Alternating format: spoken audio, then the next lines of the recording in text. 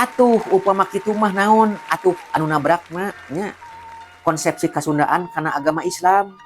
apan sarua-sarua kene dina Islam teu meunang linyok teu meunang bohong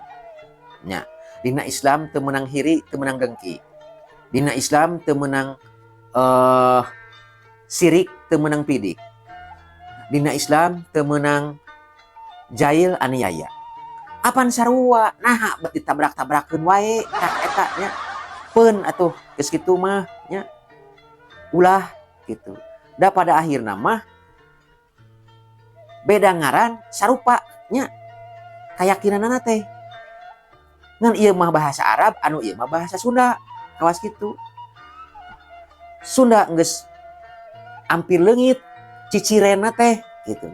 anu datang budaya-budaya anyar anu kiwari tah hal ieu teh atuh cing nyaraah ya. Karena kasundaan teh da pada akhirna mah lamun ditelak-telak mah eueuh bedana na tingkat nilai etika moral kawas kitu tah janten heup ulah pacengkadan ulah sok ngapir-ngapirkeun wae nya ulah sok ngagogoreng wae karena keyakinan batur tah kawas kitu maksud simkuring mah ngalah Indonesia teh tetap aya Bhinneka Tunggal Ika teh tetap aya tahnya gitu urang mah kantun toleransi wae dapat hawatos ka sepuh-sepuh urang ti payun anu geus paeh poso nya dug hulupet nyawa ngadirikeun negara ieu teh ngahijikeun bangsa ieu teh supaya urang boga negara boga bangsa nya anu bisa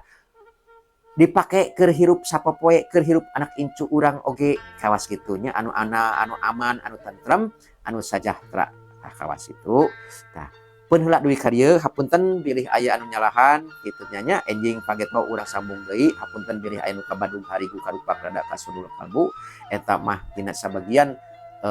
persepsi simkuring perspektif tah kawas itu nya hapunten wae bilih anu aya kaciwit ati tah eta nya insyaallah enjing urang patepang deui wassalamualaikum warahmatullahi wabarakatuh rahayu.